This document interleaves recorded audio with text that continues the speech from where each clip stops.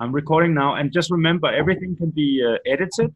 I have a man who's editing everything, so we can just edit edit anything out if we want to, and make changes, all that stuff. No problem. Yeah. Okay. Os Yes. Soke Yamaue, my dear beloved long-term teacher, and I would say the last real samurai, living samurai on planet Earth now. Maybe one of the few. One of the few, yes. Yes. You're a very special person to me, both to me, but also for thousands of other people. And you have a very, very, very interesting background and story to tell. And so actually, I would like to make this interview where we just basically go through your ancestral lineage, your history, and the family you were born into, and then about your life and what made you into who you are and where you are now. So this basically your whole life story and your family lineage, etc. So I'm looking very much forward to dive in and see what we're gonna find in here. I've heard a lot of stuff already, but you know, it's all, there's always new things coming up every time, and I feel the world needs to hear this story. It's a very fascinating story. Okay, so I will explain about the very briefly long history. Yes. And it is started with this is called that my family's logo or clan mark. Okay, and what is this called? Tachibana. Hachibana. Tachibana means a wild orange flower. Orange flower. Orange. Okay, orange. Okay. Orange, lemon, or whatever, citrus. And my family's original this trademark comes from, we have 4 major family in Japan. Mm-hmm. It started about 1,500 years ago. Already, you can trace your family back 1,500 years. Yes, one of the oldest 4 families. Today, is one of the biggest is the emperor family, royal family. Then the Tachibana family and some others. We have 4 biggest family in major family in Japan. Mm-hmm. Okay. Then it went because there is a marriage, our family and marriage with today's royal family marriage. It happened that all the time family and get married. Yeah. And we had called the period Heian period. It's a Kyoto started. Kyoto became the capital. It's 1,300 years ago. Mm-hmm. Yeah, about 7th to 8th centuries. The Nara ancient capital became too small, so emperor moved to Kyoto. Okay. Okay, and then the first founder of the Kyoto called the Emperor Kammu, and he needed kind of the military systems. Yeah. So he commanded to his grandson to organize a military class. Yeah. Okay. Yeah. And this is so his grandson became the head of Taira or Heike, Taira clan. Okay. Taira clan started, my clans. Okay, and that was the military clan? Yes, military clan. Yeah. And then the little by little, 400 years ago, continue 400 years in Kyoto as a protector and military protector for the royal family. Okay, so protector for the emperor. So your clan was military clan protecting the emperor. Yes. Yeah. And then 400 years ago, the greatest man in our family called Taira no Kiyomori who controlled totally Japan, and then today the total samurai system has been fixed. And is that the So, shogun? Is that shogun? Shogun was later. Oh, later. He Okay. became, yeah. Okay. Okay, but just before Shogun, he's the one. Actually, my family created the samurai system in Japan. Okay, so we are going to the roots of the roots here. Yes, Yeah. and then finally we had from our family's own Emperor Antoku, already send his Kiyomori's daughter to marry with the emperor, and we get from our family youngest emperor in Japan. Yeah. Okay, so we became the family of the royal emperors. Okay, so you were both military and emperor at that time in the same. But unfortunately, 400 years as a military man, military general, and totally controlled Japan, religious, financially, and everything. They even became a lawyer. So we forgot how to fight. Okay, because living in Kyoto, and it became a deluxe life. Yes, you became businessman. Yeah, then finally, little by little, pushed out from the capital, Kyoto. Okay. And have to move to the Shikoku Island, which I was born in that island. Shikoku Island, just the four island in Japan, the big island, one of the smallest. And where is that? Is it up or down? Where is that island? It to the Pacific Ocean and the west. To the west, okay. West to south, southwest of Japan, Okay. Southwest of. And at that time there was no Tokyo. Tokyo was for the barbarians. Okay. Yeah. So Kyoto was the center. Kyoto, Osaka was the center.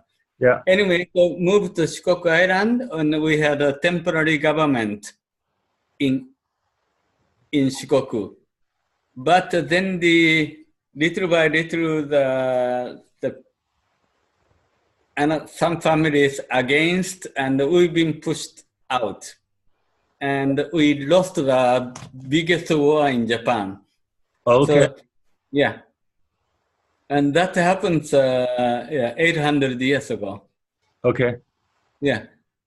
We lost the power, but the history is, and Japanese culture is still there. Yeah. So we lost Japan, and many people said our family's emperor also died. But we didn't die. We survived. We escaped, and we survived in the Shikoku Mountain.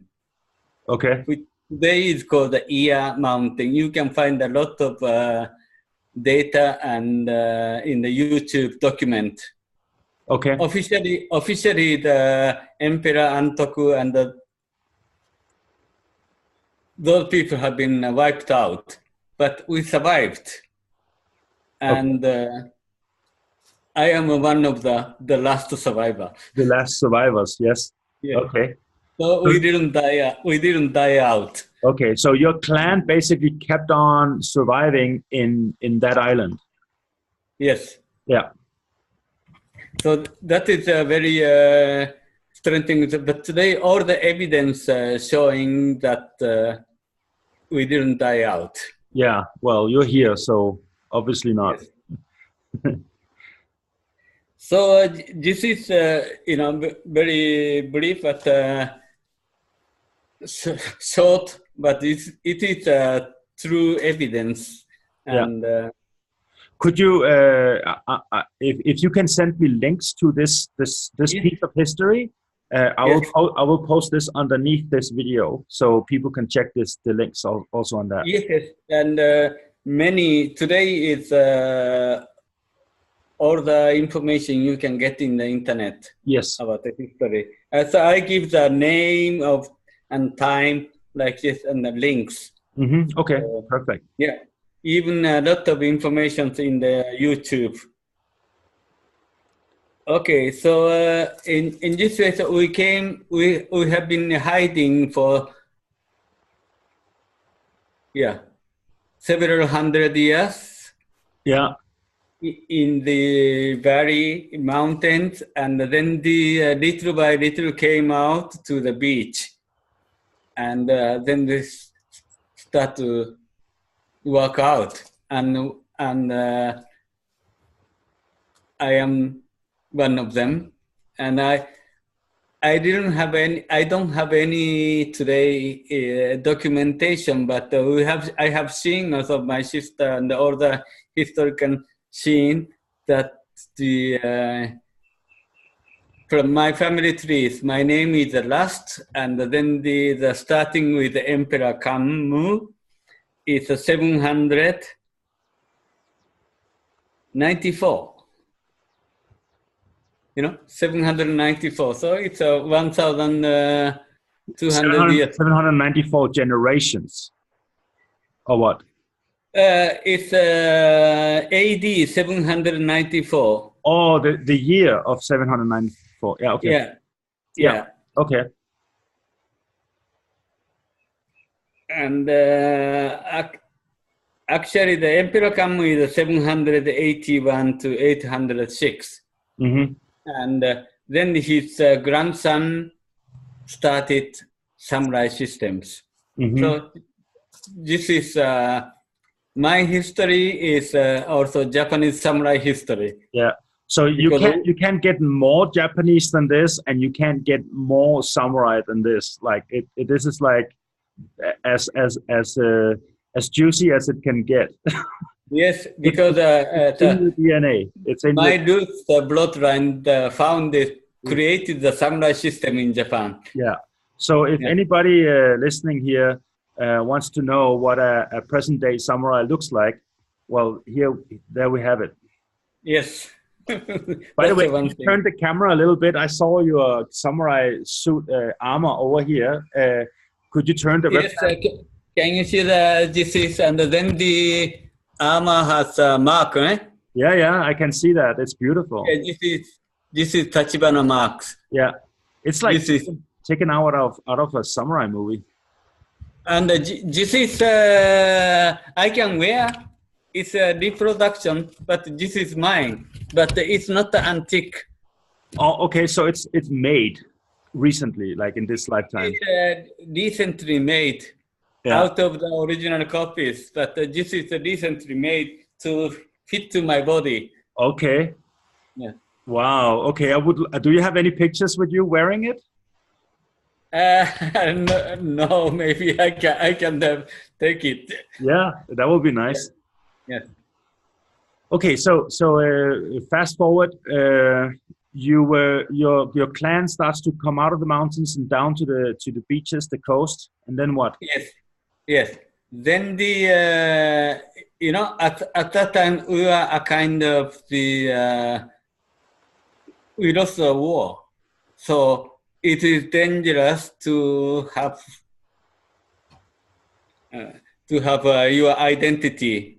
Yes. So we have to live in a secret several hundred years. Yes.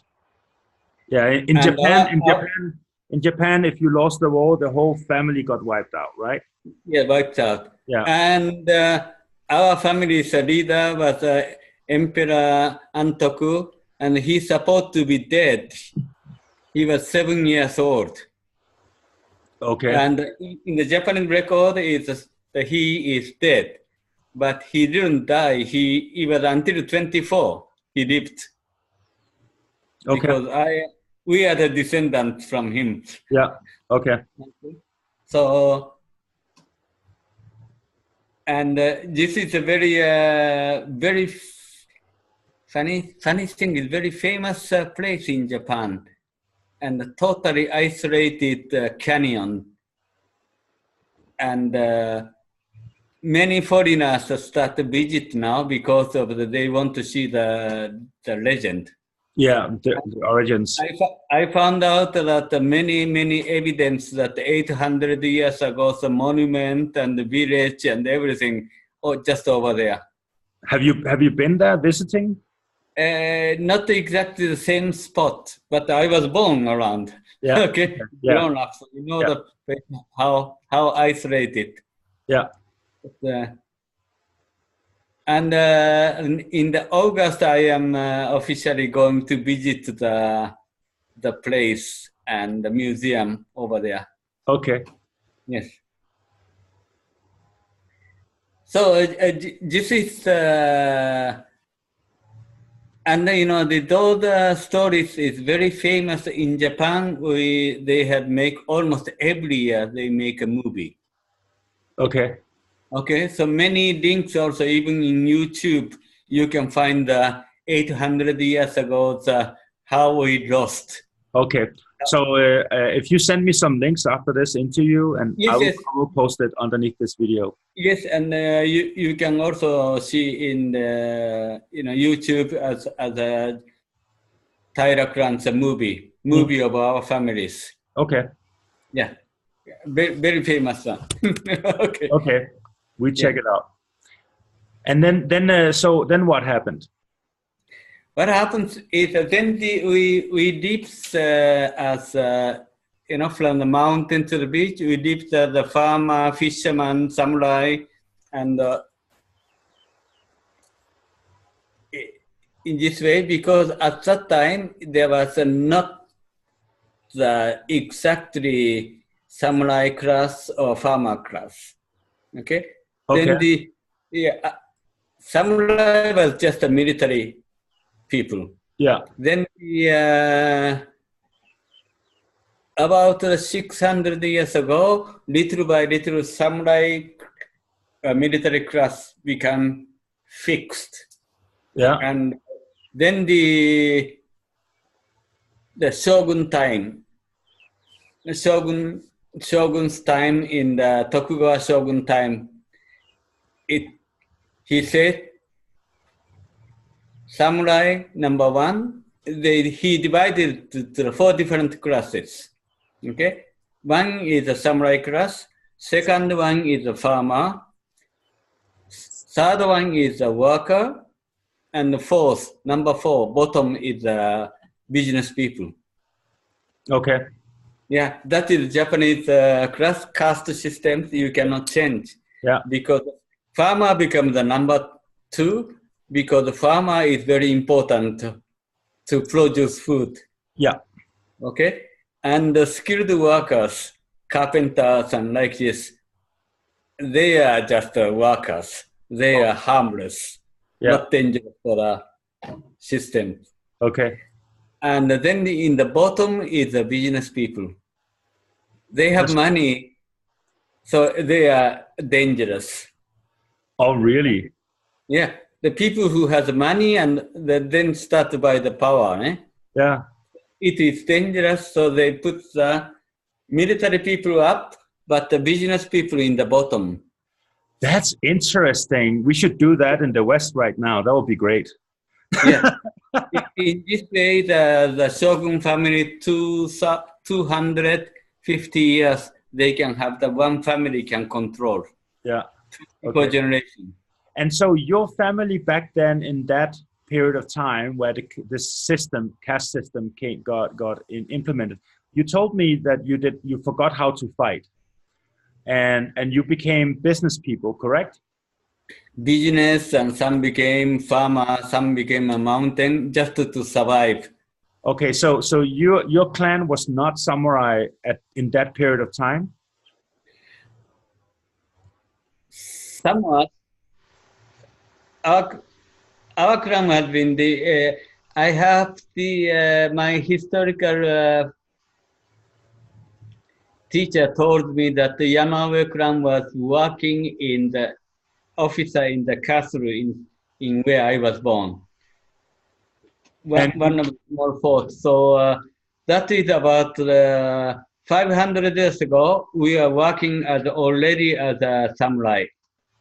So you were So allowed to bear weapons. yes, Yes. Okay. but So some became a farmer, some became yeah, yeah, in order to survive. yeah. Okay. And So so some of you were allowed to carry a weapon and become samurai. Some of you were farmers. Some of you were businessmen. So the clan was kind of spreading out all over the caste system. yes, yes. Otherwise, it's and you have to hide. Yeah. Still, people are hiding. You cannot tell the truth. It is dangerous, no? Yeah. Yeah. Yeah. Okay. So, And then what happened? uh, so then when I was born, it was a total another time. Just the World War II finished. Yeah. Yeah. So total new time, eh? Yeah. Yeah. But But and then the your family at the biological family you were born into, your mom and dad, were they in any way connected with anything of Bushido, Budo, samurai, anything?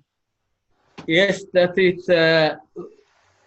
we are called the Goshi. It is keeping the samurai tradition, and the same time we are allowed to do farming. We are Okay. the landowner, and then we are family. We are samurai military class, and the same time we are farmer. Okay. Yeah, that was my country. It's called Tosa, where I was born. Okay. It's a Tosa province, Kochi. Today is the Kochi prefecture. We have the system that they are samurai, but daily they are farming. And my family was the landowner, so we have many people working for us. Like the small the manor house, all the times, the local king. Oh yeah, yeah. Okay. Yeah, and there was so they are the farmer, but they were actually the aristocrat. No, they are not the real farmer, Okay. but they are the baron and something like this. Mm-hmm. Yeah, I Yeah, understand. a kind of the yeah local landowner. Yeah, Yeah. And yeah. so you learned did you learn martial art from beginning from your parents or from other teachers or The first one is my father was the school teacher. But when he was a student, he was already one of the top judo master. top judo master? Yes, and also at the same time he was a very highly athletic. So he was a member of the Japanese Olympic Committee at that time. Okay. Yeah, so it was, but due to the war started, World War II started, Yeah. and that was his Olympic times. Then the Olympic was cancelled. Then the Berlin Olympic, like this, 1941 or something like this. Mm-hmm. When were Uh, you born? What year were you born? I was born in 1946, just the World War II finished. Okay. So I was totally in the new generation, Mm-hmm. okay, modern generation. Yes. Yeah, before wartime, uh, my father lost his sport career Yeah. when he was a student, but he was quite top, not only judo, but he was also running and, the all kind of the sport disciplines. Yeah. Okay. So athletics. Right. So he was a school headmaster, but at the same time, it's a very big local and all the Japan's so-called sport federation's leader. Ne? Mm-hmm. So in this way, he had many connections, but he is the one who taught me judo and the basic things. Yeah. And I had an uncle who was a Goju instructor. Okay. Okay, and plus we did call the kenjutsu. all kind of called sword fighting. Okay. That was almost every day. Every day. There was Every nothing. After school, we all kids come to the temple garden, and if the 30 kid comes, we divide it in a 15-15 to two groups. Okay? And we have some fighting rules. yeah. And we fight with the bamboos. Bamboo sword every day. Wow. Yeah. Okay. And In the how old were you when you started doing that? that was as long as I can remember. I was 5-6 years to until the 15. So you learned how to walk, and then you start doing stuff. Yeah, all the stuff and fighting. Yeah. Then the in the high school, so it means I have to leave my home to go to study, go to the gymnasium, high school. Yeah. It's our capital town called Kochi, Yeah. province capital. Then I met in that class. I met one my classmate. He was a very tall guy, and he said he was doing Shaolin Kung Fu Yeah. training. And I said, I don't believe, because Shaolin Kung Fu at that time at a secret society. Nobody knew. Yeah. And also, it's Chinese. Yeah, Chinese. And because in Japan called the Shorinji Kempo. Yeah. Sure. And yeah, Shorinji Kempo. And the master came back from China, but he was a Japanese origin. Yeah. Okay. And do you remember Ouchi Sensei? He's also the instructor for. Oh, really? Shorinji Yes, Kempo. I remember Yeah. him. I will never forget him. Yeah, he's always talking about the sound. Yes. So, because one thing totally different, Daishoji Temple in Okayama, and only a few kilometers from there was a Doshin So. My sensei was born, and he went to China to study and came back as a Shaolin masters. Yeah. Yeah. And that way he was also born in the Daishoji Temple. Okay. Very close to the. So very, very strange. So he went to Shaolin Temple in China, became a master, came back. No, he didn't go to Shaolin Temple, but he studied because he was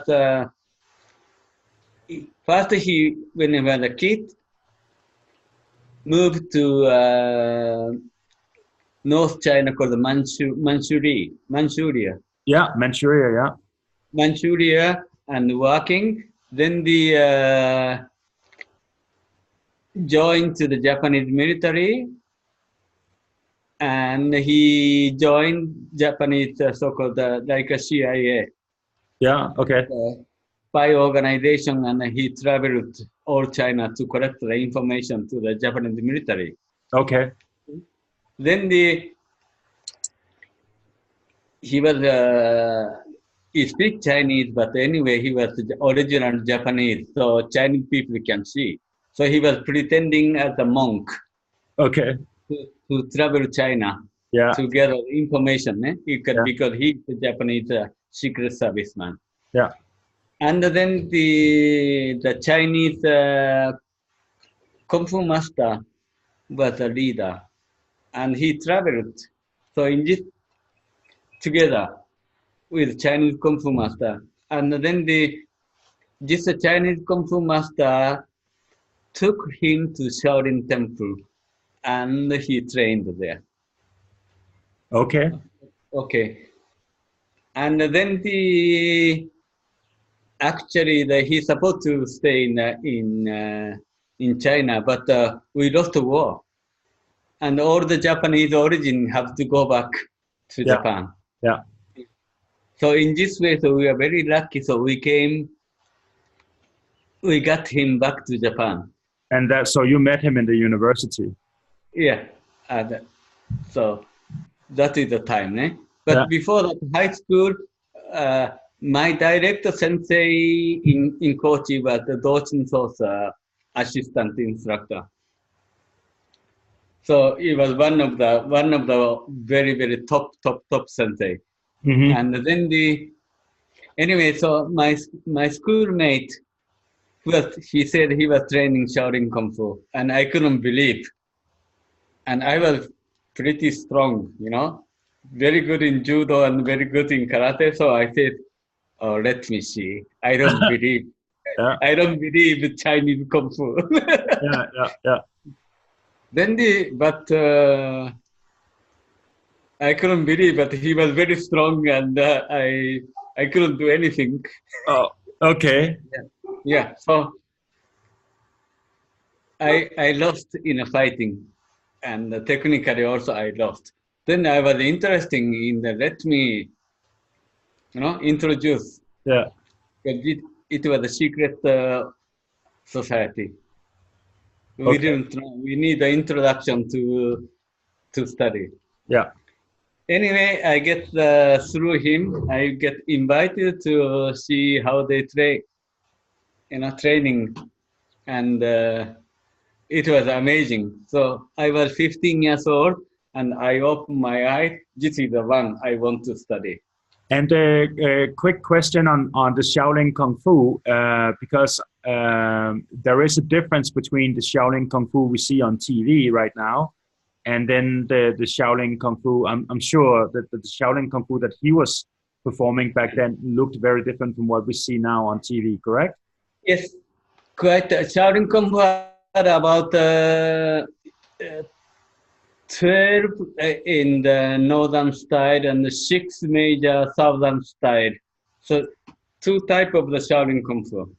North and south. North and south. But even in north, many different styles. And what we done is called the Ifuamen.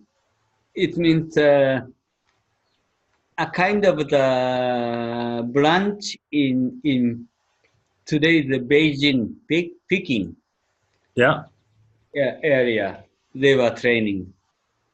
But they are all gone because of this Ifuamen group was the same, they were using the same name. Do you remember the boxers level upstand? Rising of the Boxer, 1900. Okay. In China. Yeah. Okay. And all boxers is Kung Fu people, né? Yeah. They have been killed, mainly in the Peking. So that's why we don't have no more people like me who know the northern style. Not so many. Yeah. Yeah, because I haven't seen anybody do anything that looks even remotely close to what you do, the way you do it. Yeah, because most of them is gone. Like Bruce Lee was doing. Bruce Lee was doing with Wing Chun. Yeah, Wing Chun. Yeah. Who he changed like me, long punch, because Bruce Lee saw the limit of the Wing Chun. Yeah. So he developed from Wing Chun to the long punch movement. Like me, it's the same movement. Yeah. But because Wing Chun is very short, right? Yeah, it's very short. Very short, not moving. Mine is moving all the body. Yeah. So called the long punch system. Yeah. And I had a seminar with the head of the Shaolin temples several years ago, the seminar, and they said, like me, the movement is almost gone in China. Not so many people know Shaolin long punch, jumping, and the long arm system. Yeah. Yeah. Because it was very difficult for take years to master. Yeah, and it requires a lot of physical strength. Yeah, Wing Chun and karate, and it's just a short way. It's very, very easy. Yeah. So it exactly like a karate. It's a short punch system. It's a very short. Yeah. So this became more popular in China also. Yeah. So anyway, if the one good guy survives and transmits to the system can survive. Well, we can say for sure that you've been transmitting this system to thousands of people now on the planet. Yes. So the Yes. system survived. Yes, system survive. Yeah. Today, the Shaolin temples. I've been a few years ago. My wife and me, we've been visit the Shaolin temple in China. They are doing too much circus. Today, like you see only in the TV transmission. Yeah. Not so good kung fu. No. Only kid training and just jumping using the floor is like a trampoline. Yeah. Jumping and kicking, all things. Yeah. Yeah. And very deep stances that it's kind of impossible to practically perform a real fight. So there's a lot of things I can see that it has not much to do with realistic application. But the many funny thing is, some of my kung fu students they found in the YouTube that Hong Kong demonstration of the Hong Kong police arresting techniques looks like exactly me. Okay. Yeah, and so the good technique survives. Yeah, exactly. Yeah, good technique survives. Yeah. Today, some people bring as this is good and looks like almost like I am doing. Yeah.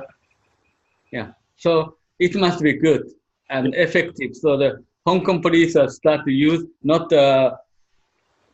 way, but anyway. So I'm very happy that my eyes was correct. So Yeah. I studied the correct one. Yeah. Yeah. Anyway, so this was my Kung Fu's first meeting when I was a high school boy, and I get the black belt. Then after high school is finished, I moved to Kyoto to study in university. Then my high school's partner and me, we have to open a Kung Fu club in Kansei University near the Kyoto. No? And I have to help him to organize a Kung Fu club in the university. Okay. And how old were you back then? How old I was? No, Yeah. I was 18 to 22. Okay. So pretty young. Yeah. So that was the time, and then I became 24, and after finishing the university, I moved to Tokyo to work. Mm-hmm. And then just worked first 6 months in the Tokyo's office. My company called NEC, Nippon Electric Company. Okay. One of the major for computer and communication, satellite communication company, one of the biggest in the world. Okay. Not the family electric, but communication systems. Okay. Yeah. Then they sent me after 6 months to Taiwan to make a communication system in Taiwan. And at that time, did you still train your Shaolin Kung Fu and teach? Yes. And then when I was in Taiwan, and of course I started to study a little bit Chinese, and then the daytime working, and the evening I visit several Kung Fu clubs. Mm-hmm. Because Taiwan was the center, because many of the Kung Fu masters escaped from mainland to Taiwan. Yeah. Taiwan was the Republic of China.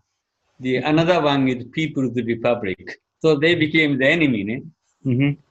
Okay. two China became enemy. But Taiwan was the cultural center for China. And then I studied several different type of kung fu. And then the kung fu which I learned from my Japanese Shaolin. Yeah. Japanese Shaolin is little by little Japanized because it fits to Japanese people. Yeah. So they take off some of the ground techniques, they're like rolling and kicking from the bottom like this. They have been taken out. Okay. And there was no good ukemi because it was not necessary. But anyway, so I had to put some of the special ukemi falling technique, different ukemis. Yeah. And then Ukemi means ukemi is falling. Blocking. How to falling fall. technique. Yeah. Yeah. Yes. Yeah. And then I had to put the more Chinese leg technique, sweeping, Mm-hmm. and ground kicking like acrobatic techniques. Mm-hmm. I have to put it back. So, and then already my Shaolin became more and more. I'm originally Japanese, but different from the Japanese Shaolin to North Chinese Shaolin.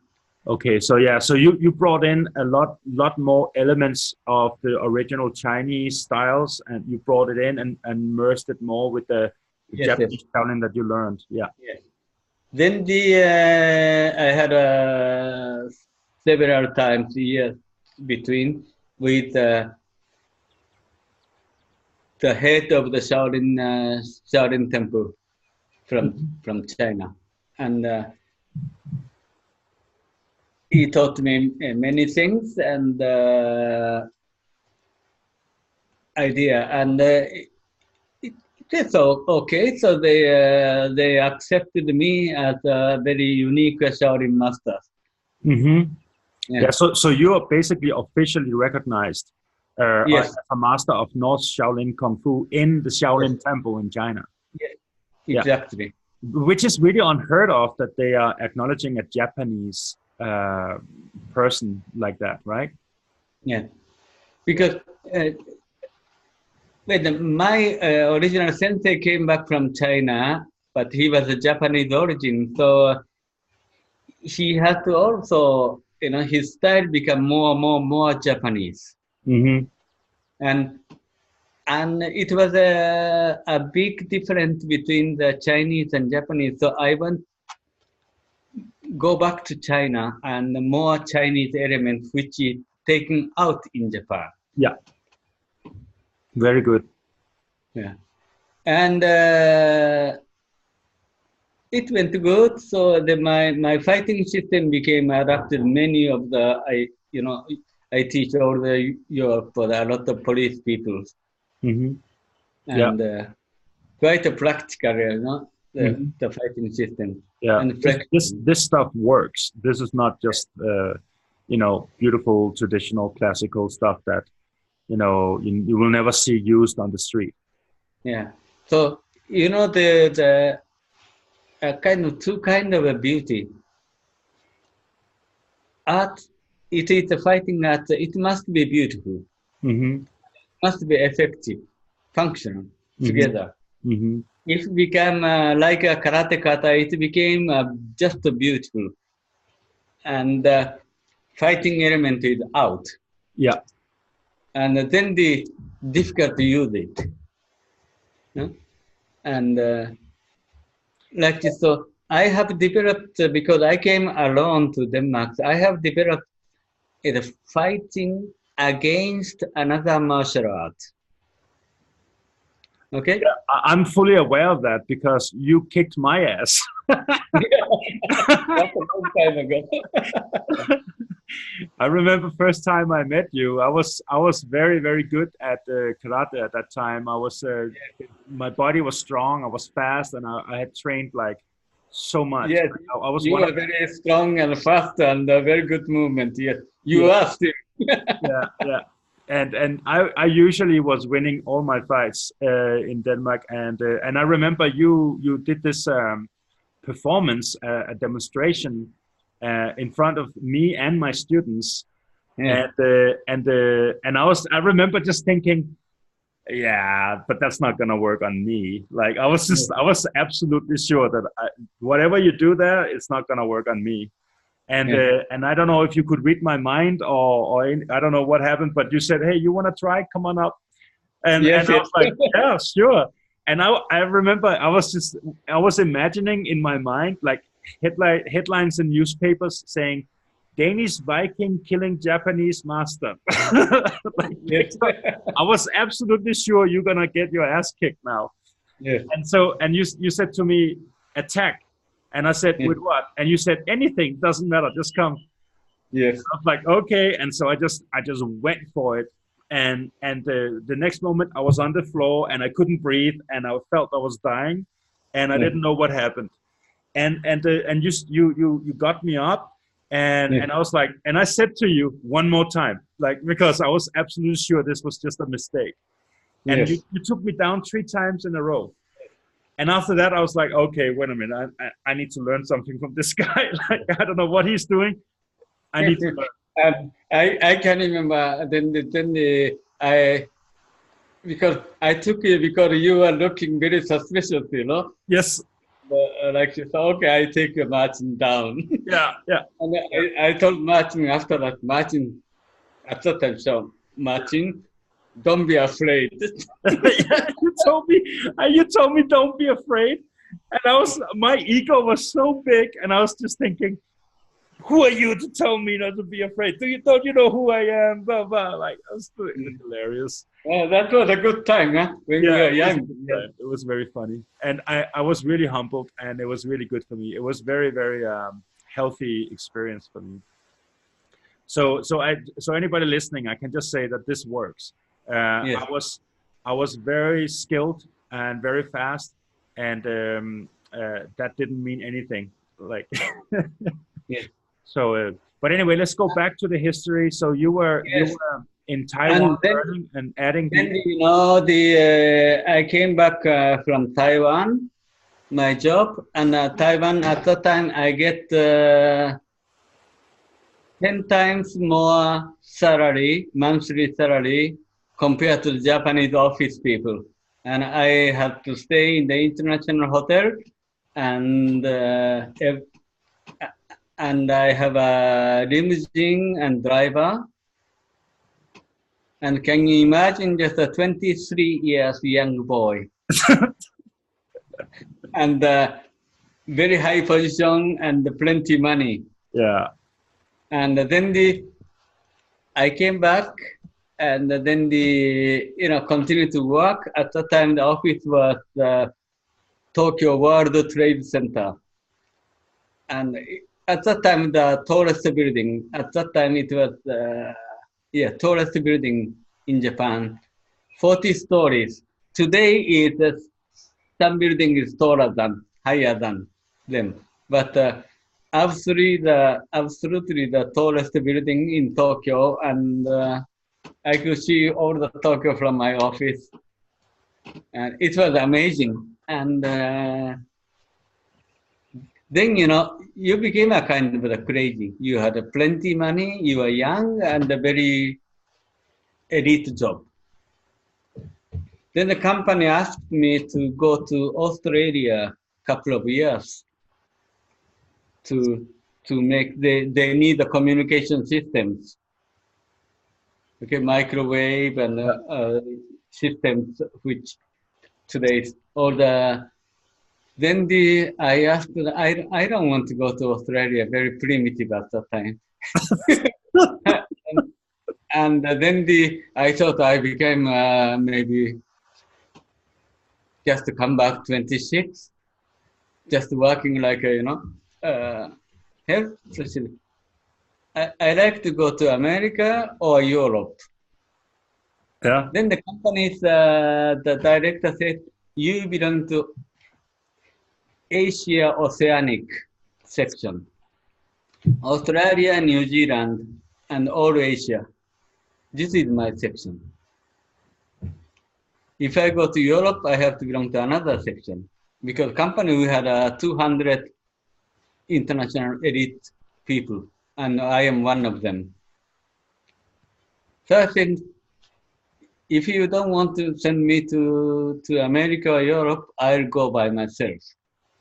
Okay. And I just say, okay, I stop. I just leave. Oh, wow.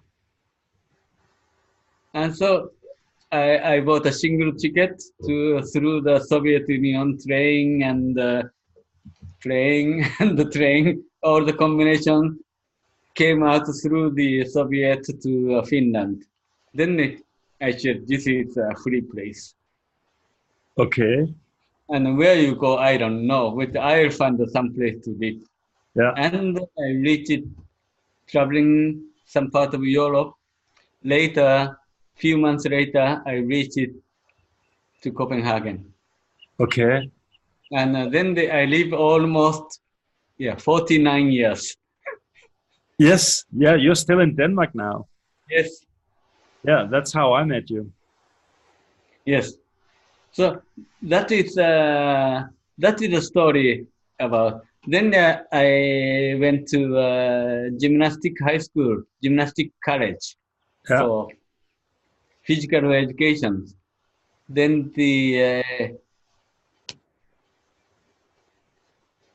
my wife Kirsten was a student there. Ah, that's how you met. That's why I lost my chance to go back to Japan. Yeah. Yeah. Yeah. Yeah. Yeah. Yeah. Okay. She said, sorry, no, not sorry. I was very happy. Yeah. Yeah, then I start to teach in nighttime in the Copenhagen Kung Fu clubs, and then So you opened up a dojo in Copenhagen, yes, and and what was this dojo called? called the Shaolin Temple Kung Fu, Copenhagen Shaolin Temple Kung Fu. Okay. Yeah. And how many years ago is this? When was that? That's 3 years later, so I think 46 years ago, yeah. 46 years ago. Yeah. Okay. But before that, I was training in the Jiu-Jitsu club and Judo club. Yeah. But it was not my club. I was a guest instructor. Okay. Yeah. Yeah. When you're living in Copenhagen. Yeah. So I have visited and I have 3 regular places I used to go to training. Okay. So you have 2 styles that you are teaching. You're teaching North Shaolin Kung Fu and Yamaue Aikijutsu. And yes. Yamaue Aikijutsu, where did that come in? How did that come into being, and what happened? Actually, very funny, it's a strange idea. Is the master, my Kung Fu master, who came back from China, but he was originally Japanese. But when he was in Manchuria, North China,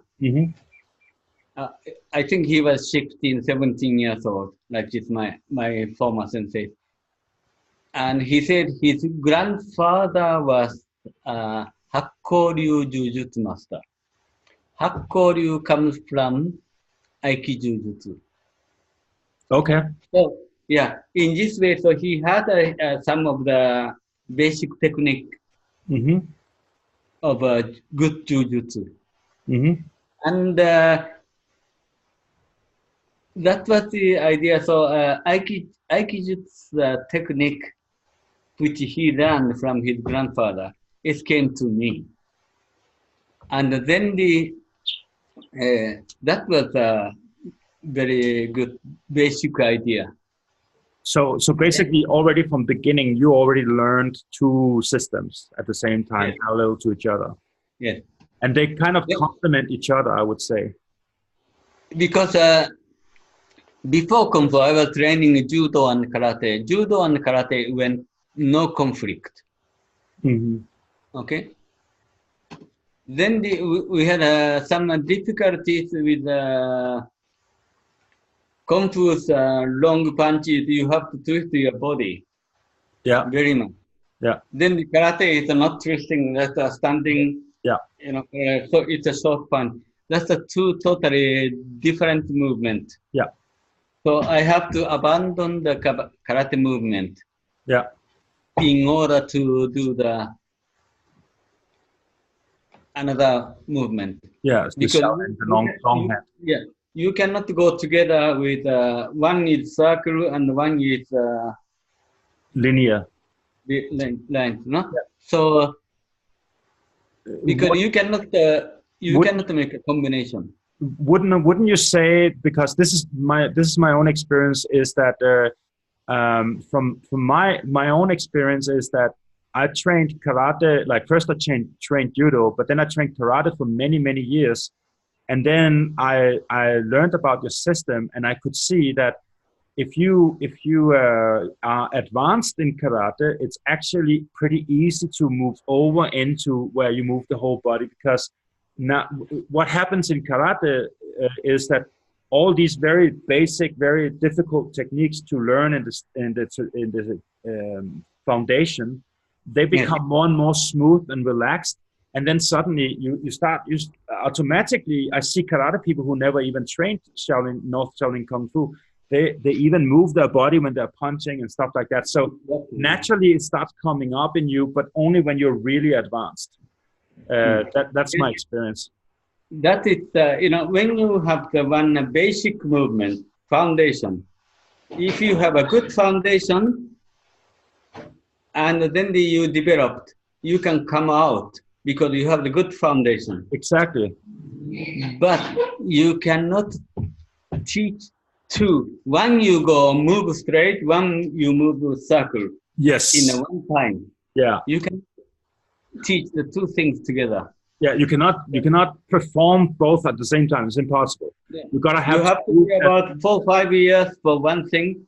Yeah. Then you can do so. That's why you came out because you were the straight, but before the judo body and the aikido like this, so you can easily come out. For me, it wasn't difficult. It was easy to learn. Most of the Goju people, training. Yeah. But I think one of the funny things. I think the only reason it was easy for me to learn was because of the foundation was strong. Yeah. And so and then I drop it, and then I learn, because it's the same principles of balance and breath, and like it's always the same with the key, like the yes, strength, power, snap, all that stuff. As long as you have a very good solid foundation, you can build a tall building, you can have a wide building, square, whatever, as long as foundation is good. Mm-hmm. Yeah.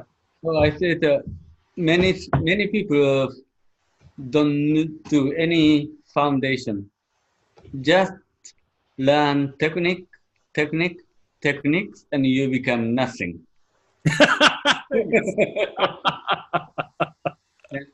That's true. Yes. Yeah, about the sport jiu-jitsu system in Europe. Yeah, they're half good at everything. They say they are very good in karate and they are very good in judo. Yeah. So they are very good in jiu-jitsu combat, because karate and judo is a good. If you mix, it becomes super good. Yeah.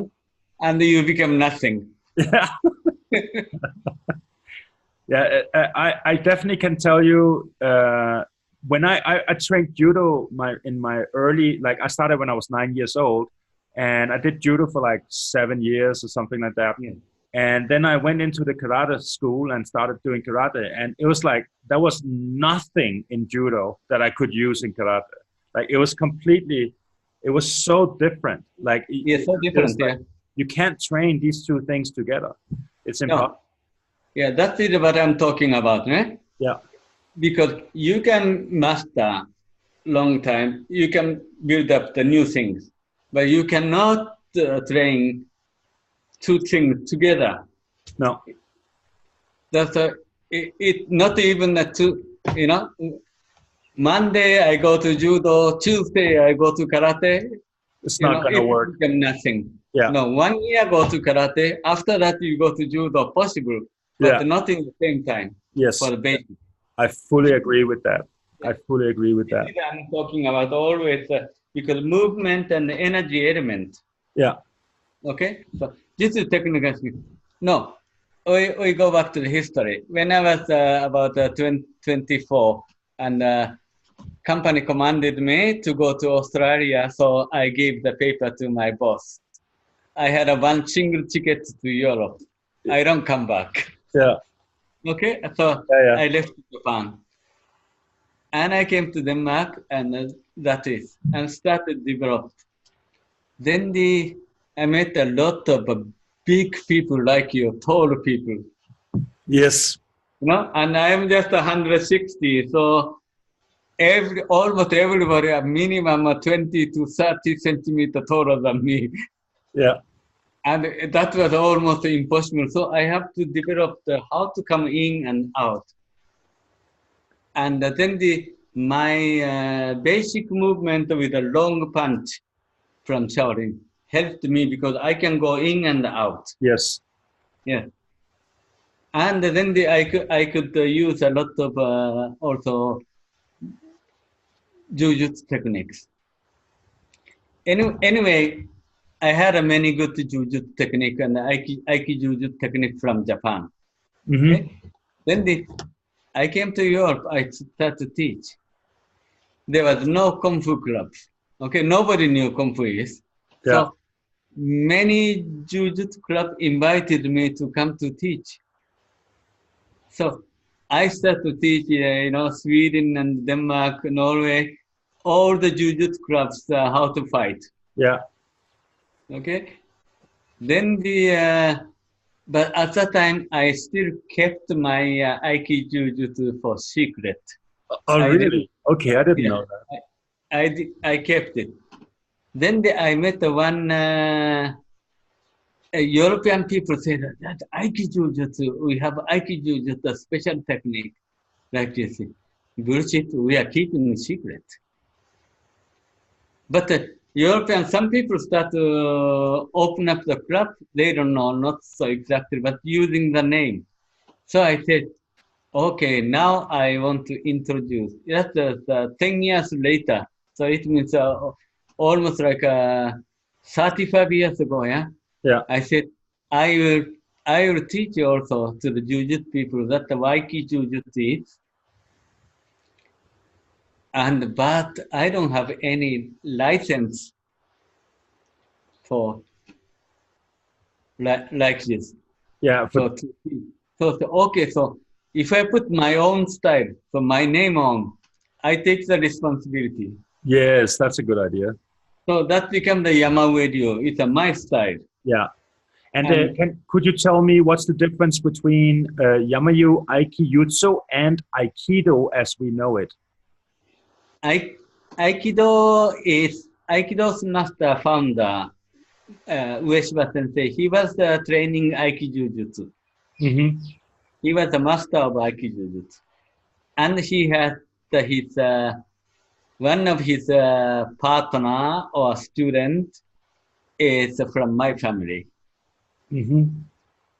So Ueshiba Sensei is born from Okayama and very close to where we are speaking the same language, same dialect, Yeah. and very close to the next to Osaka.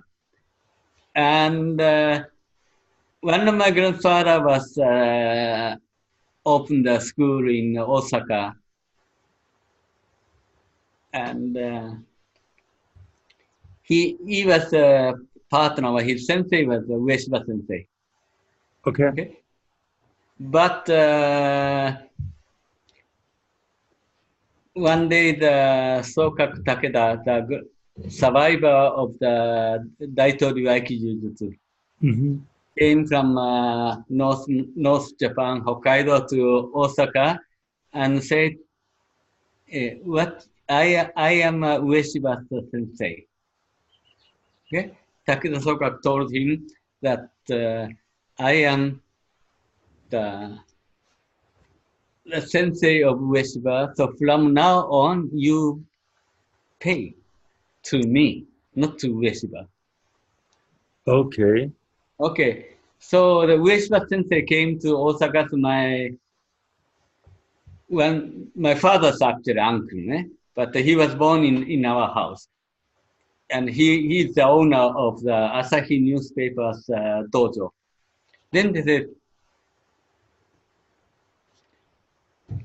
Soka Takeda wanted the money and the power, so he took over. So Ueshiba sensei is disappointed or taking over. So Ueshiba sensei left the dojo and he started his own called Aikido, not Aikijujutsu. Yeah. Okay. Yeah. So that is a very well-known history. Yeah. So, Okay. but And from my experience, because I've been in the hands of Aikido people and of your Aikijutsu, and I find the Aikijutsu way more dangerous and uh, um, where Aikido seems to be, throwing you out and you're flying in places where yes, sir. here you kind of get trapped in and really like stuck and breaking your arms and legs and whatever. It's a very, for me, it feels much more military, much Yeah, more. exactly. So there was the two energy. One is the centrifugal energy is going out, which is Aikido using, Mhm. throwing people away. Yeah, so people fly somewhere. Right. And I'm using the centripetal opposite energy. The circle is coming into it. Yeah, Opposite tornado, but like a water spirit. yeah, Yeah. Waterfall. yes, Water is coming into the center. yeah. So I'm using this energy. And this is a very typical Aikido jutsu. Okay, good, good. Yeah. Okay, so that's the But uh, I do believe that why the Ueshiba sensei, he was the master of Aikijutsu. But after World War II finished, he had changed totally combat system to more peaceful yeah. system. So I think he has taken all the dangerous technique out and more peaceful, just throwing out and nothing happens. Yeah. But but Aikijutsu was kind of the secret combat technique, so we kept it, but we didn't tell them. Hmm. So Then the in Denmark you started. So you opened your own dojo, the Shaolin Kung Fu dojo, but you also started teaching Yamayu Aikijutsu. yes, yes, exactly. I have to reorganize and make how to develop the syllable pensum, Hmm. how to and step by step all the manuals how to develop the student. Hmm. Then the everything is finished. Then I said this is a new style I want to teach. Hmm. That is about 30 years ago. Yeah. Yeah. And so And then you are pretty famous in the martial arts community. You're very famous, and you're traveling around. You're still traveling around in the world, yes, all yes, over the I world. do. Yeah, yeah, I come also to Brazil every year.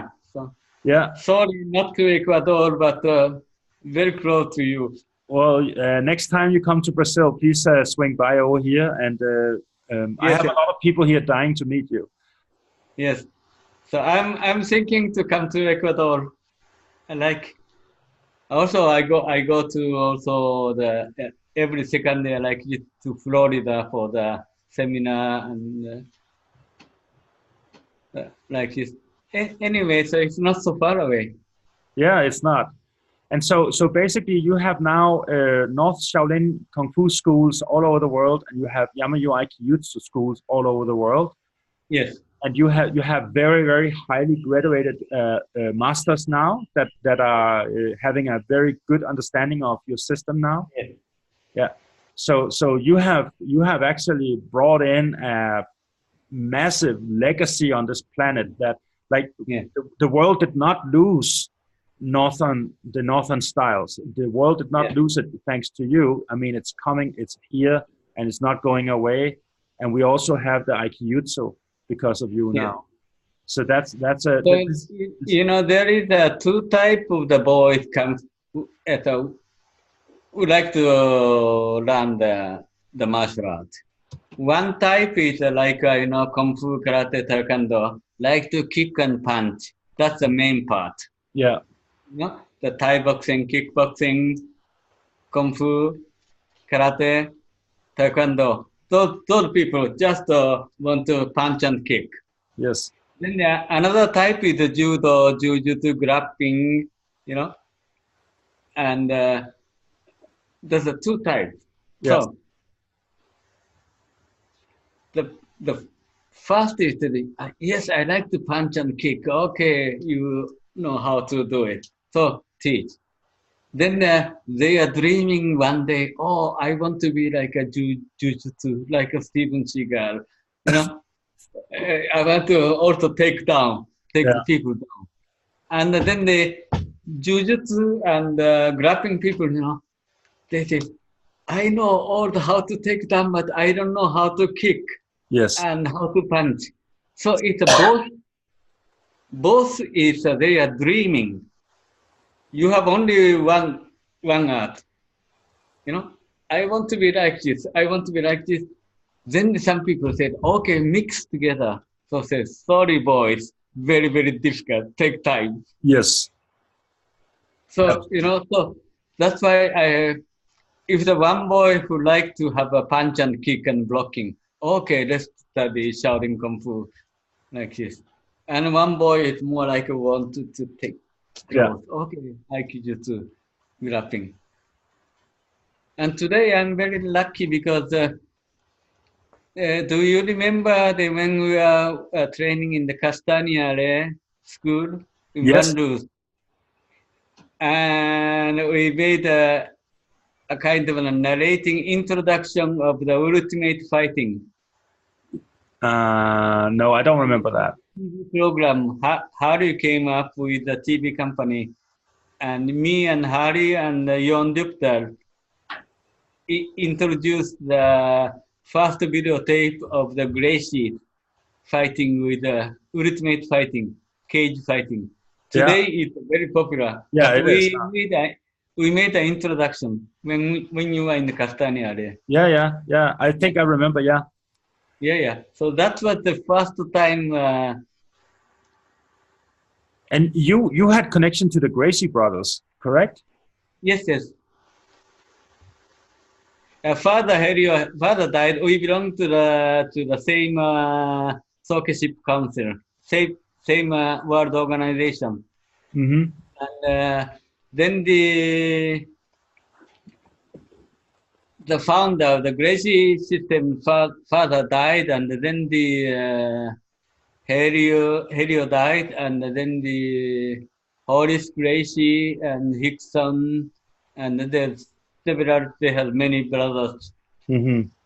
and So I would like the listeners to also um, hear a little bit about the Daisho temple of Japan. I went to Japan with you, yes, and I never forget when we arrived in the airport how everybody knew who you were, and they were just bowing, and yeah, like you just you just walked through. You didn't even have to show passport or anything.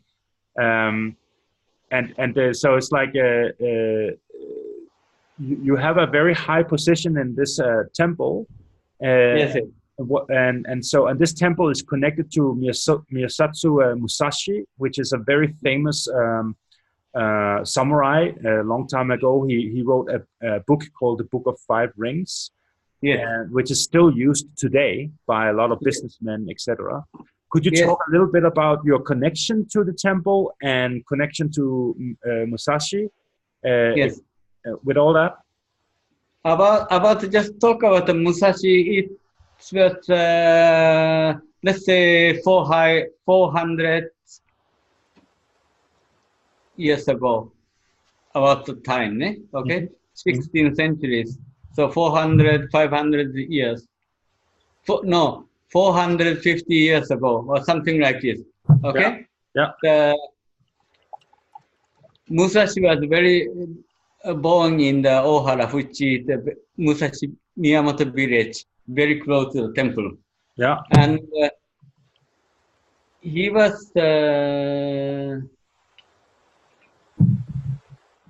his father was Munin-sai. His father died, and then the mother died also very quickly. So Musashi was just, I think, 7 years old or like this, and he became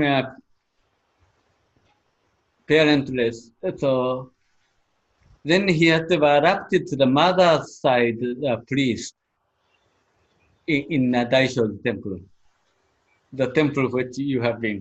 Okay? yeah. So And he, Musashi was grown up in the temple, and but he was a kind of a very tough, strong boy. yeah, And he had a fighting with samurai called the Kihei. And Musashi was just a 13 years old boy, and he killed that samurai. yes, And he started fighting, I think, 64 fighting officially. yeah, He never lost. yeah. He never lost. So And you are a previous incarnation of him from I I think that is what we believe. yeah, Okay, yeah, and that was a Musashi in let's say 400 years ago, yeah. and he left the temple for he was 18 years old boy, and he was joined in the at that time, Japanese war fighting each other, and they were decided to the west and the east. East is the Tokugawa, the shogun, Yeah. Tokugawa shogun, and Musashi was part of the Osaka power. So it means Musashi's group lost. Osaka lost war to Tokyo. So isn't he So supposed to be to commit seppuku if he lost? at that time, many were killed and hunted. So Musashi had to escape, Okay. escape. And he came to the temple and listened to the bell and like this, but he had to travel. He had to escape because many soldiers from the Himeji Castle. Himeji Castle belonged to the Tokyo power, Tokyo shogun, Tokugawa power. So the military people, the soldiers from Himeji, chasing the Musashi and some others. So Musashi had to travel to many different countries. Yeah. Anyway, so that is, let's say, 400 years ago. And Musashi fought and he never lost. Then the last fighting, he was 20, 25, 25, 26 years old. Then he disappeared from the mainland and the so-called the very south called Kyushu, another island. And he became an instructor and then the teaching way of fighting. And then later he lived in the grot, in the cave. In the cave. Yeah. And after his death, they found out the 5 roles of fighting. That became the book of 5 rings. Yeah. Ring is the roll, Yeah. scroll, Yeah. 5 scrolls. And Musashi was the same time, he was an artist, painting, Mm. calligraphy, and he was making the wooden cup for the Buddha. Yeah. And he kept and he sold on the way, so he could finance his traveling Yeah. through the Japan. So that was the Musashi. Musashi left him when he was about 16 years old boy to the temple and never come back. Okay, he grown up in a temple, but he never come back. And so the temple, they have a statue of him. Yes. And I remember it's such a beautiful place, an amazing place. The energy is so high. And Yes. And what is your connection like I was about to say, what is your connection to the temple in this lifetime? Yes. It is going back to about the 40 years ago. Yes. My hello? Yeah, I'm here. Yeah, my father told me he had a book, a big, like 24 books of Musashi, and talking about Musashi all the time. Yes. But I didn't care. I was just, of course, I knew Musashi was, but not so much historic. Yeah. Then I was, of course, in Denmark, and then I was working for the Danish government, and semi-diplomatic business consultant for Danish government. So I used to go to Tokyo and Osaka. And then my younger sister told me that priest from temple, Dai Sensei, want to meet you. I said, I don't know anything about those things. I don't know nothing about. Yeah. Okay, but interesting. So let's meet. And so they came. He came to pick me up at the Osaka, my hotel, and he started to drive through the Himeji. It took almost 4 hours go to the temple. It's a long drive. Are you going to kidnapping me or what? Because I see nothing. City going on the mountain and mountain and mountain. What is this? Yes. So, and then as you know, it's a beautiful temple and it belongs to royal family, owned by the family. And I came out like you did and just came by the car, and just in a few minutes walk, there was a statue of Musashi and Otsu-san. And that impressed, this is Musashi. And it was shocked me with happiness. No? And then find out Daishoji temple standing. And I know this temple name defines me. My father told me.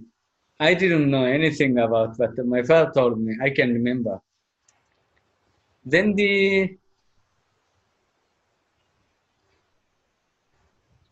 Dai's father and mother, they came, high priest and mother came, and then they said, welcome home, my son. I said, what is this?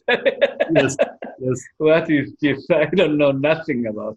Yeah. And it was impressed with the royal room and like this. I was, Jesus Christ, this is like a dream. Like you know the same place. It's a holy place. Yeah, it is. Yes. And then the years passed. I was doing consulting business for government. So I was sometime in Japan, and every time I would come to Osaka, went back to temple. Yeah. And then I was interested in, and then we had asked me whether I'd like to study Buddhism. I said, I just kicked off the Japan, get out, drop out, and I wanted to be free from Japan. So, and I don't care so much about old culture. I'm a modern man. And But little by little, I was interested in because of the Buddha, Japanese history. So I was pushed back to the Japan Yeah. all the time, summer time. Then the something inside woke, waking, wake up. In your heart. Yeah, in my heart. That's I know beautiful. this. I know this place. And finally, how come I know so many techniques? Nobody taught me. Yes, Yeah, yeah, exactly. yeah. How come do I have such a knowledge and like this? Exactly. And little by little, then I show the demonstrate and my technique and like this. Then the temple's mother told me that you, we, because the Shingon Buddhism is like a Tibetan Buddhism based on the reincarnation and the meditation. So I said, the Musashi came back after 400 years. Yes. Yes. So they were very happy. Yeah. And then I said, they want to adapt me officially. Yeah. Then years later with my sisters and they came to the temple and I had a ceremony to become a monk. Yeah. Yeah, official ceremony. And I've been officially, they adapted that temple. Yeah. I Yeah. remember being in the temple with you, and you were sitting with the high priest next Yeah. to him, and you were doing all the Buddha's Heart Sutra, etc. You were chanting all these, and Yeah. I was sitting in the back with all the other students, Yeah. and I remember I had goosebumps up my spine, and it was I was just in awe. It's such a beautiful energy over there, and it really is the soul, the spirit of martial arts. This is the Yeah. birthplace. This is where it's coming from, and also where you end up back into Yes. the silence, the meditation, the opening of the heart, the Yes. awakening. Because for me, martial arts is today in today's world, everybody talks about you need to practice yoga to reach enlightenment. Where for me, I can see martial arts has all the same ingredients, and I would say, in my opinion, even more powerful ingredients to bring you to the same form of awakening into yourself and understanding yourself. And I Yes. really saw that in Japan when I went to the temple with you. Yeah, because the temple is very famous for the center of the chi energy, Chi, Yeah. and location, and it's a special place. And but anyway, so then the temple asked me to I could help their international relationship activities. Then the Daisho temple has a directly communication and exchanging with leader of Versailles Palace in outside of Paris in France. Okay, Versailles Palace and like this, and then I was put back to the kind of the diplomatic job to do a lot of jobs, international relationship. Mm-hmm. And Daiei Sensei, that my temple brother, is he has been visiting the White House and all kind of this top level people to discuss things. So I was involved, and so in this way, so I get a lot of good connection. Mm-hmm. Anyway, that is nothing to do with Buddha, but the idea of the Musashi and the place and my knowledge, and plus meditation and all those things, atmosphere made my belief, my key, become stronger, stronger, stronger. This is awakening, waking my power from inside. And that happened in the temple? Yes, I had already, but not really could understand. But nobody can understand. But I understand physically and scientifically those things. So I, all the information comes in, and you have to give the information to not close. Yeah, Yeah. If you keep the secret, it stops. yeah, Energy must run. yeah, Makes the energy run. yeah. So So would you say that, so before, just for the listeners who are listening here, there is a lot of videos on YouTube where Soke Yamaue is performing techniques that normal people cannot do, where you are controlling people with on an energy level. yes, Before we go too deep into what really is going on, I just would like to clarify, because this is very important. So you had that capacity already, but when you started really connecting on the spiritual aspects, which woke something up in you and from through the temple, and something yes. started blossoming in you. And when that started happening, your key mastery, the mastery of what you're doing, started opening up much more. Is this correct? That's correct. Because those some of the things called the Kundalini powers rising and like this, and if you don't control, if you don't burn the energy in the correct way, you became totally. Some people became totally crazy, right? Yeah, Yeah, no control of the energy. yeah, So I was a martial artist, and so in we have the Zen Buddhism, the meditation teams. We don't eat so much. We wake up, from early morning and almost no food, only little food. Training, meditation, training is a cleaning and like this. So the balance. We knew that energy come up, waking up, and Western people doing meditation and like this, and you have a daily too much eating, and then the meditate 3 4 hours doing nothing, no duty, no control, yeah, just and in this way the balance. yeah. You get more energy, but the energy cannot come out because you are not using. Yes. So, in Japan, we call that the religious energy. The like energy comes from cosmic, Yeah. comes in, but you have to use this one, and Yes. you have to make it run Yeah. because energy is the current. Yeah. You cannot just save. I remember So in Denmark, we trained. You trained us very hard, and I was having so much activity going on, and then I remember one time I had an injury. I had a knee or foot injury or something like that, and I couldn't train for like 2 months. And my whole spine started burning like crazy. It's like I had like my spine was on fire, and I was going insane. I felt like I was going crazy, and I didn't know what was going on. And then I remember you talked to me and you said, Joshua, you need to move this energy because it's burning you up. And it's because when you do a lot of training, then you have to move it. And if you have an injury, you need to find another way of moving it.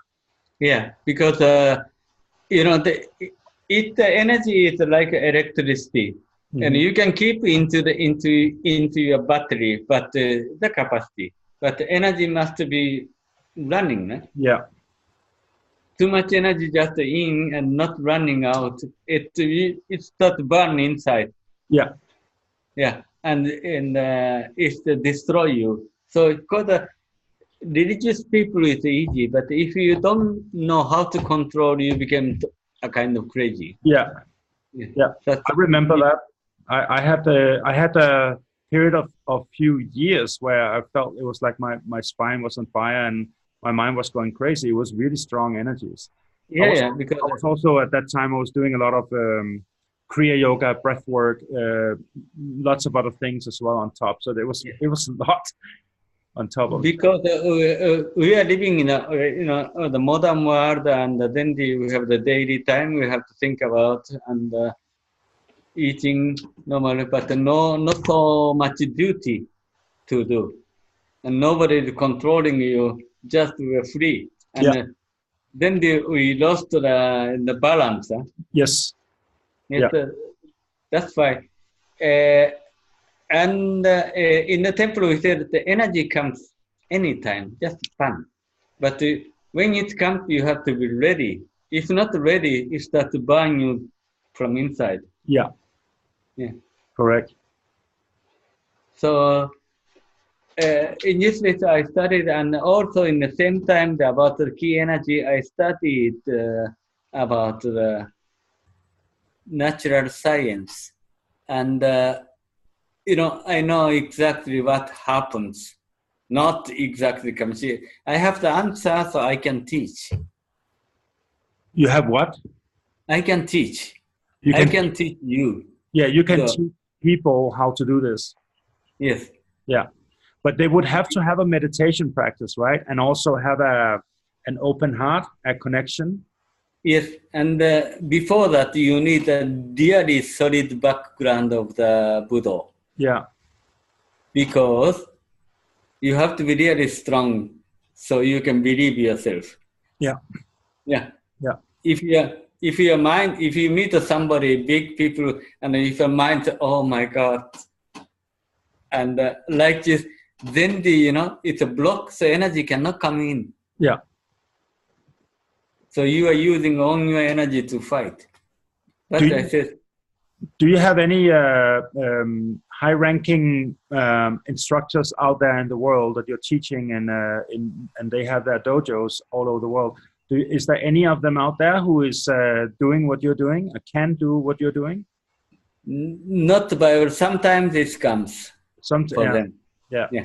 Because I remember when I trained with you in Denmark, we did some control thing, and for me it worked like 1 out of 20 times, or one, and I could feel there was something going on with my brain waves and the connection, and then the energy just was flowing. Yes. And so I did it. It actually worked, and I was really surprised every time it happened. And I can see there's an access to it, but it's not. You have to really be. It's like meditation in motion. You have to be really quiet inside. Because if I'm standing side of you, you are confident and you feel like I am standing behind you, so you can relax. Yeah. But if I'm not, you become, oh, if I make a mistake, maybe nobody can help. Anything about start to doubt yourself.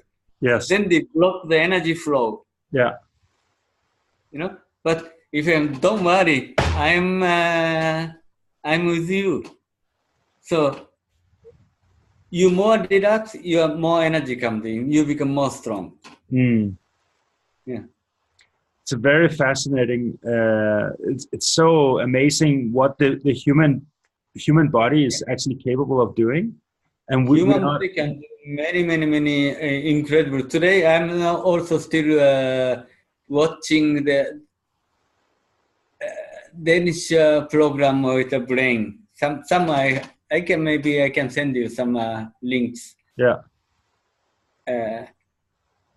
Good one. Incredible brain can do many things. But totally. Anyway, this is every time something happens, you can come back to the calm position. This is only given by the meditation. Yeah. When you have been in meditation a long time, so that's how to get the calm. Very quickly can come back. Yeah. Yeah. That's why many people say, do I have to meditate? Yes, we did it. So I don't need to meditate.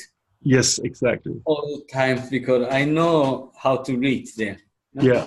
Yeah. So for example, when I do a kata right now, if I do a kata, I don't think. There's no thinking. There's no feeling. There's no nothing. It's just doing itself. And the same with, so it's like, and the same with breath work, same with, so meditation for me is when you can go into the world and have activities, and you're still having this mushin, the no mind, and the hollow and empty. You're just being hollow and empty in whatever you do. And I feel martial arts is very good at teaching you that, because Yes. it's always, martial arts is always confronting you. There's always somebody who wants to do something, right? And so if you can learn to be completely empty in that space, Yeah. you can transfer that into all of life. Yes, yes, yes. Everything Yes. Same thing. The only thing that if the this is the dear fight martial art is with the enemy. You fight with your enemy's energy. Yes. Yes. Then it comes like a pan or bang, whatever happens. If you fight with the no enemy, only your partner, and it become like a aikido, energy start to just slowly moving, but no sparkling, né? No conflict. No conflict. So it must be a kind of the conflict.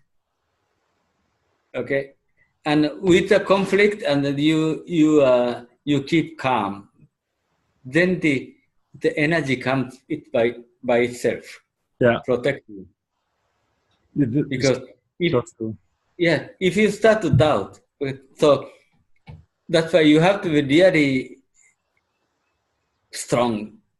You must have all the basic movement, everything. Yeah. Yeah. So you can relax. The point is you have to relax, but when you fight, you cannot relax. But it feels like relaxation because it's it's easy. It's there's effort, but only at very short intervals, very short, fast efforts. But it doesn't feel like effort because you're relaxed. There was one American scientist find out that the alpha wave position, like I talked to him. When the brain is alpha wave, you can real relaxation. Yeah. Your body become strong, but you are relaxed. Mm-hmm. Little by little meditation, like this alpha wave comes. But alpha wave brain studies, and little by little, you have alpha wave always. Okay? When you need it, it comes. Mm-hmm.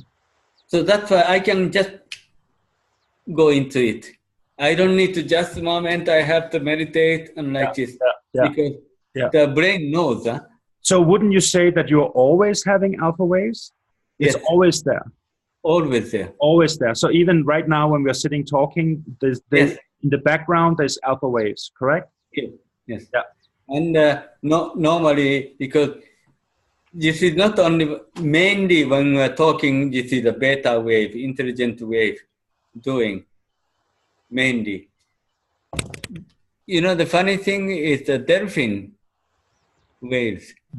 Dolphin is about 75% with alpha wave. Delta waves?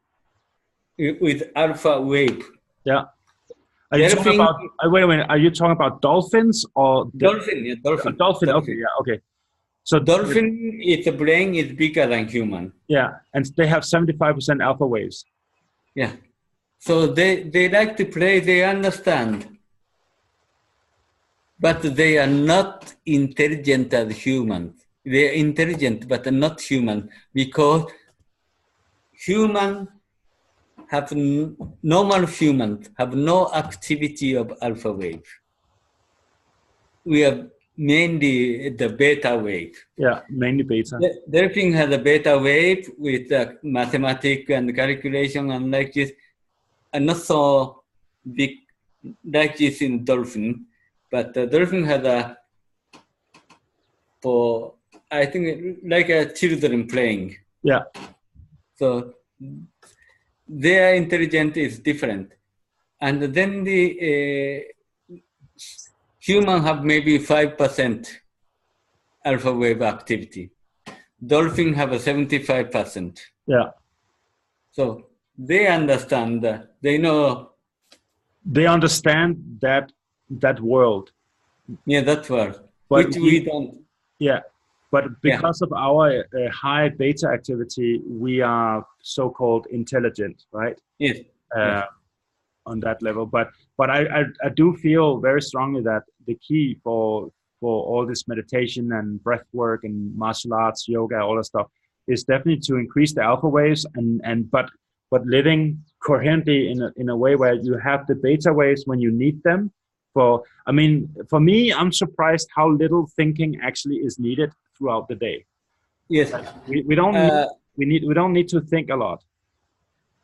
Very nice experience. Okay, this is a cup. Imagine this is a very heavy one. Okay, metals or whatever, heavy. Yeah. Very heavy things, and you catch. Okay, this is heavy, and this is very heavy. Yeah. Okay. Like this. Just to make a little ceremony. It goes up. Yeah. Okay? Yeah. Because if you think it is heavy, it is heavy. Yeah. It is light, it is light. As long as much as you can support with your arm muscles. I can put a very heavy weight with one hand. Yeah. I can take it. Yeah. Compared to the most of the big guy cannot. Yes. Yeah. I can just. Yeah. Okay, and very thinking is if you catch, you make the weight for 10 kilo or whatever, just with one hand, and one hand with the heavy one. Okay. No muscles, but just bringing up. Many people it will stop. Okay, cannot bring because it's too heavy. Yeah. Okay, using only this muscle. Yeah. Not this way. So you can find the weightlifting. Just catch and for 5 kilos to 10 kilos, just until you feel very heavy and not possible to do like this. Then don't watch. Don't watch. Just do. Yeah. Yes. And I win about like your side, Danish big guys, they are trying, not possible. Like, oh yeah. Yeah. I've seen this. I mean, because I trained with you so many years, I've seen this. You demonstrate this so many times for us. Yeah. And But this is just mind, huh? Yeah. It's all the mind. It's all the mind. We have a break such as not possible. It's not possible. Yeah. Absolutely. So this is how to come over. Yeah. And then your muscle have the limitation, but then you use the energy of a key together. Yeah. So your body and the key energy must be together. Together, so yeah. It becomes art. Yeah. Okay. Yeah. We in the West we rely too much on muscle fibers and too little on the key energy. Yes. So okay. So we have been talking now for like I think 3 hours. Yes. Okay. Any time, okay? We can just send a messenger, just put it, and we can arrange the next time.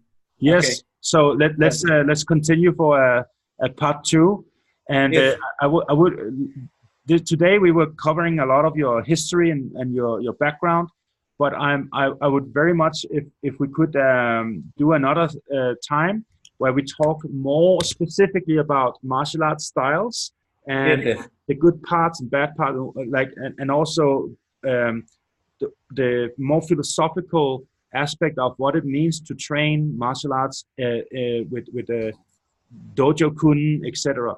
So if we could do that in a part 2, that would be great. And I'll come to Ecuador, don't worry.